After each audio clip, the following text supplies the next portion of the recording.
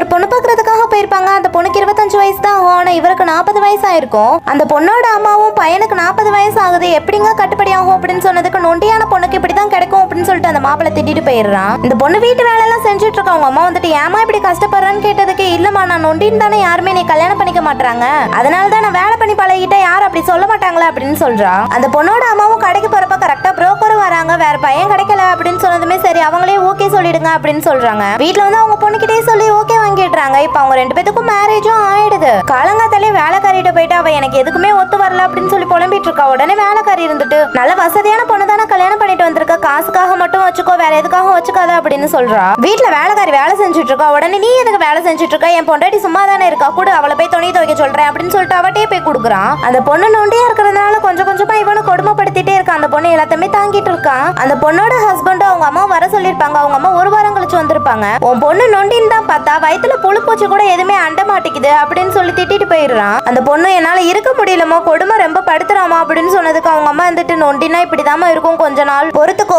எல்லாமே சரியாயிரும் அப்படின்னு சொல்லி அவங்க அம்மாவும் ஆறுதல் தான் படுத்துறாங்க. அப்படியே கொஞ்ச நாள் ஆகுது. அந்த பொண்ணு இருந்துட்டு அவங்க அம்மா வீட்டுக்கு வந்துட்டு, அம்மா நான் இனிமேட்டு இங்கேயே இருந்துடுறேன், உன்னால பாத்துக்க முடியலன்னா சொல்லுமா, நான் போயிடுறேன், உனக்கு என்ன நடந்துச்சுன்னு தெரியுமா அப்படின்னு சொல்லி சொல்ல ஆரம்பிக்கிறா. அவ வேலைக்காரியோட ஒன்னா இருந்த அம்மா அதை நான் பார்த்துட்டேன், வெளியில வந்து உட்காந்ததுக்கு அப்புறம் எதுக்கு நானும் அவ்வளவு ஒன்னா இருக்கிறப்ப நீ உள்ள வந்த அப்படின்னு சொல்லி என்னதாம போட்டு அடிச்சான். நான் நொண்டியா இருந்தா இப்படி எல்லாம் வாழ்க்கையை கஷ்டப்படணும்னு எந்த அவசியம் இல்லம்மா, நான் தனியாவே இருந்துட்டு போயிடுறேன், நான் வேலைக்கு இனிமேட்டு போறேன் அப்படின்னு சொல்லிட்டு அங்கிருந்து கிளம்பி போயிடுறா.